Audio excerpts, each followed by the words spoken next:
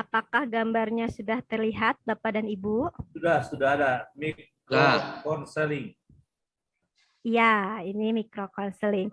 Oke, sebelum kita memulai dengan pelajaran mata kuliah hari ini, saya minta kepada Bapak dan Ibu untuk mengaktifkan mikrofonnya. Karena sebelum kita memulai pembelajaran, kita akan ada ice breaking terlebih dahulu. Karena kan Ibu Bapak dari tadi pagi sampai sekarang sudah melewati beberapa mata kuliah ya Bapak. Mungkin Ibu dan Bapak sudah hilang konsentrasinya, sudah mulai bosan, seperti itu. Oke, sudah di-unmute suara-suaranya? Sudah, Bu. Sudah, Bu. Terlihat jelas di layar Bapak Ibu. Sebutkan warnanya, bukan tulisannya. Sudah? Ya. Terlihat? Sudah. Oke. Ini warna apa, Pak? Bu? Warna belum apa bergerak, ya? Bu. Biru. Oke, saya Lighting belum bergerak. Biru, Bu. biru. Baru. biru. Kalau ini warna Biru. Ya, biru. Warna hijau. hijau. Ingat ya Bapak Ibu, warnanya bukan tulisannya. Ini warna Hitam. Hitam. ini, Merah. ini. Kuning. Oke. Sekarang nyanyi, Bu. Buat nyanyi balonku. Apa nyanyi? Silakan. Ya. Ada yang mau nyanyi? Balonku ada 5. Nah, Abu Bakar. Warnanya ya. hijau, kuning, kelabu. Merah, Tangannya Bu Reza dan, bagus ya. dan biru. Oke. Ya, terima kasih Bapak dan Ibu. Gimana? Sudah mulai datang konsentrasinya? Sudah, Ibu. Ya, Ibu. Belum. Kalau belum, apakah kita harus ice breaking lagi? Ngopi dulu, Bu. Ngopi gayo dulu ya, mangga Bapak. Ya. Silakan. Kirim nomor teleponnya ya. Oke, ya sekarang kita lanjut ke materinya. Apa sih micro counseling itu? Nah, micro counseling itu adalah suatu cara memberikan penguasaan teknik-teknik konseling tunggal kepada calon guru bimbingan konseling atau ke konselor, calon konselor. Nah, di sini sebelum kita mengetahui bimbingan micro counseling atau memberikan teknik-teknik, kita itu harus mengenali diri sendiri untuk mengenal orang lain. Coba sekarang saya ingin tes kepada Bapak Ibu, apakah Bapak dan Ibu sudah mengenal dirinya sendiri atau belum? Saya coba ke Pak Slamet. Oke. Ya, Pak Slamet. Iya, Coba Bu. sebutkan 5 kelebihan yang ada di dalam diri Pak Slamet. Oh, kelebihannya 5, harus 5, Bu. 5. Apakah harus 5? Iya, 5, Pak. Oke, bangun pagi. Iya. Oke, bangun pagi 1. Ya, sering berolahraga. Sering berolahraga 2. Iya, suka rekreasi. 3. Ya, terus suka yang namanya apa ya, jajanan-jajanan kayak kuliner seperti itu. Oke, suka kuliner. Oke, 4. Iya. Lalu Yang kelima ya namanya ini suka bergaul. suka bergaul. Oke, kalau sekarang 5 kelemahan Pak Slamet. Waduh, 5. Ya, kelemahannya ya ini salah satunya ya ini apa ya namanya, ini kan baru jadi kalau menghadapi sesuatu pasti nervous terlebih dahulu kayak gitu, sering nervous kayak gitu kan. 1. Iya. Lalu Kalau yang kedua sering ya namanya apa ya, ya berangkatnya inilah tidak yang namanya tepat waktu, tapi jarang sih kayak gitu. Oke, padahal tadi Bapak sering bangun pagi ya Pak Ya makanya jarang ya, soalnya kesibukan di rumah sih, bantu anak mandi kayak gitu. Oh, Terus oke. untuk yang lain-lain dan seterusnya kayak gitu, Bu. Lalu ketiga Pak? Yang ketiga ya kelemahannya apa sih? Ya artinya apa ya? Ya bisa dijelasin sih ya. Kalau kelemahannya ini ya inilah artinya apa ya, ya kelemahannya ini gendut lah kayak gitu, agak gendutan ini karena suka makan tadi kayak gitu, jadi agak ya namanya gendutan, tidak ya namanya kurus. Kalau dulu kan kurus, kalau sekarang sudah ya namanya gendutan kayak gitu. Oke, satu lagi apa Pak kelemahannya? Kelemahannya apa ya kayak gitu ya? Ya tulisannya kurang bagus ya gitu ataupun jelek gitu. Kurang bagus. Oke, terima kasih Pak Slamet. Lalu saya Iya. coba nih yang perempuan, Ibu Astervina. Ya, baik. Silakan Bu. Ya, silakan Bu sebutkan 5 kelebihan dan 5 kekurangan yang ada di dalam diri Ibu. Apa ya, Bu? Saya sebenarnya kalau ditanya seperti itu tuh dari dulu paling sulit. Karena saya bukan tipe orang yang suka menilai diri sendiri. Suka menilai orang. Oke. Jadi, Berarti kalau tapi Ibu mengenali diri sendiri kan, Bu? Jangan-jangan mengenali. saya tidak tahu siapa saya, status saya apa. Iya, karena kalau menurut saya kadang itu apa yang menurut saya kelemahan belum tentu orang lain itu menganggap itu lemah. Dan sebaliknya. Makanya saya kadang kalau ada pertanyaan begitu tuh sulit jawabnya. Oke, baik. Terima kasih ya, Ibu Astervina. Terima Oke. kasih. Nah di sini kita lanjut ke materi. Ada beberapa keterampilan dalam microcounseling ini. Yang pertama itu keterampilan attending. Apa sih keterampilan attending itu?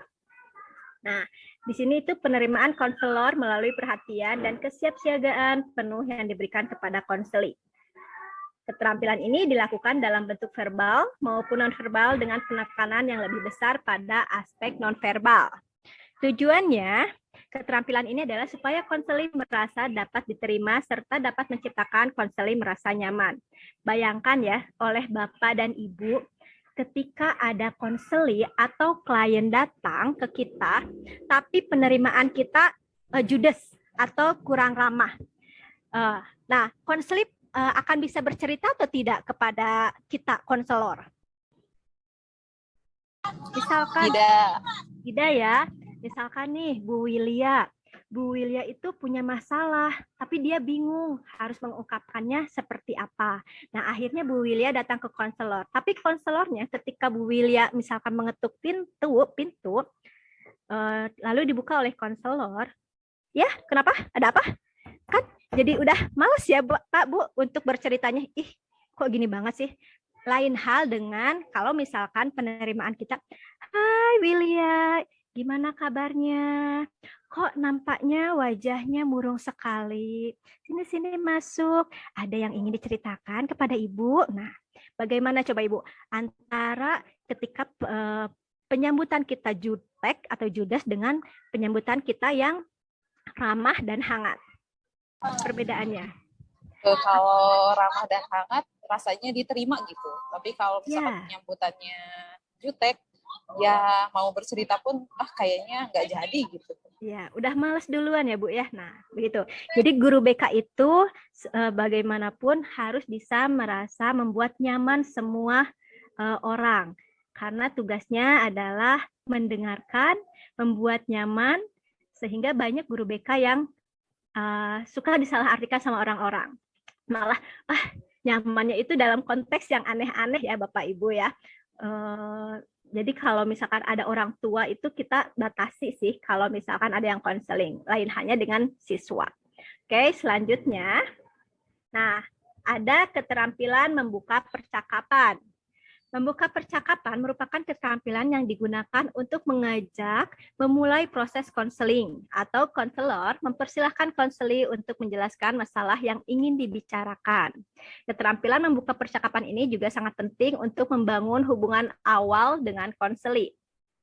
Nih contohnya ya, apa yang ingin Anda bicarakan dengan saya?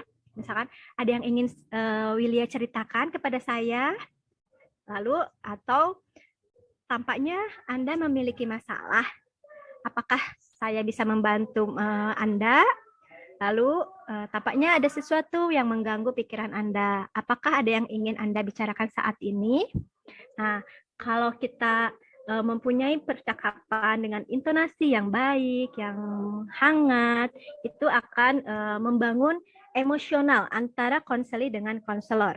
Lain halnya kalau misalkan kita ketika mau mulai pembicaraannya, kenapa lagi Wilya? Kok datang lagi ke ibu sih? Nah, jadi udah males lagi kan untuk ceritanya. Nah, itu adalah keterampilan-keterampilan yang perlu dimiliki oleh seorang konselor atau guru BK. Selanjutnya adalah keterampilan bertanya. Nah, keterampilan ini adalah untuk membantu konseli memperoleh pemahaman yang baik dengan mengajukan pertanyaan baik terbuka maupun tertutup. Nah, ada beberapa konseli yang datang, misalkan datang ke kita. Kenapa? Ada yang ingin dibicarakan? Iya Bu, pengen curhat, tapi bingung dari mana ya curhatnya. Ada orang yang seperti itu kan. Nah, di situ kita harus menunjukkan nih keterampilan bertanya kita. Oke, berarti misalkan kamu sekarang sedang bingung ya. Kita telusuri dulu ya, kamu bingungnya dari mana. Nanti kita bikin pertanyaan-pertanyaan agar si konseli itu menjadi terbuka.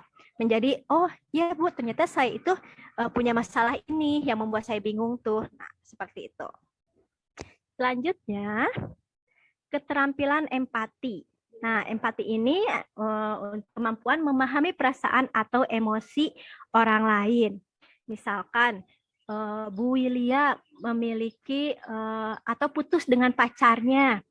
Misalkan Bu Wilya bilang, Bu, saya habis putus sama pacar saya. Nah, lalu tunjukkanlah empati kita.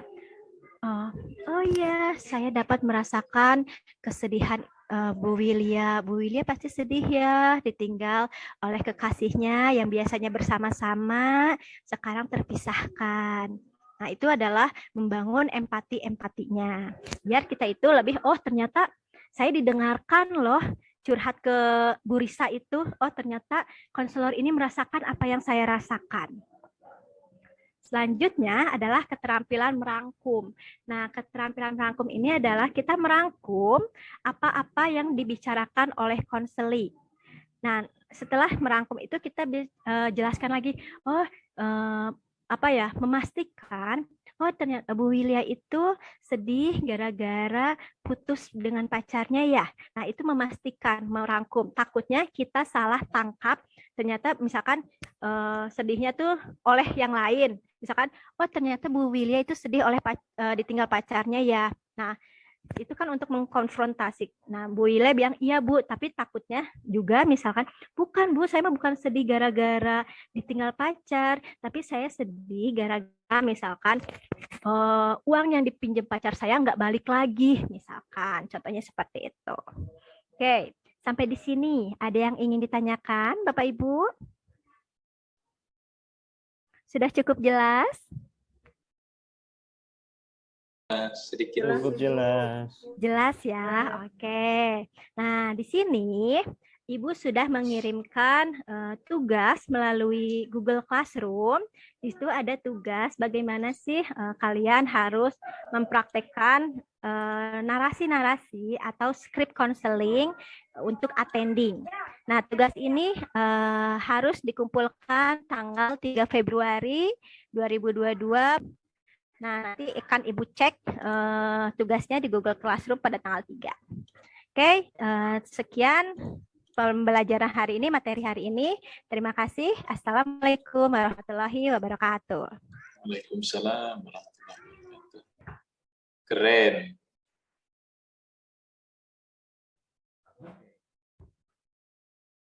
Terima kasih, Prof.